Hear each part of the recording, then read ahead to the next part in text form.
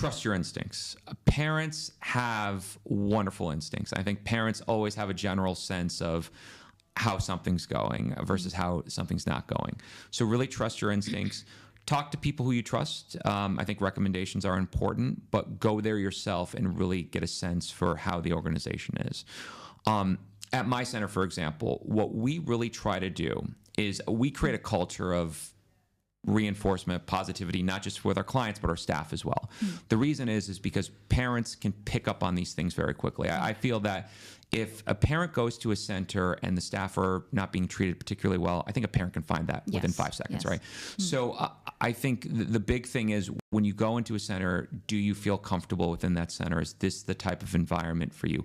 Building the trust with the provider. That's going to be the biggest area. And also, too, just again, is the provider confident enough to talk to you about these things? If you have questions, are they getting defensive when they're answering it, or are they taking the time to answer that? And I find that some providers, because they quite frankly don't know the answers, they will get a little defensive, and the parents kind of feel bad. They're like, should I have not asked that? Of course you should have asked that. You're the parent, And developing that relationship, I find, is going to be really important. So there's that rapport with the family, which I think families are going to really pick up on pretty quickly. And what are you doing? What research-based interventions are you doing? I think those should be the 2 barometers you should really look at. Yeah, you should ask, to all the parents listening, ask with full confidence, like, what are you doing? What is the plan?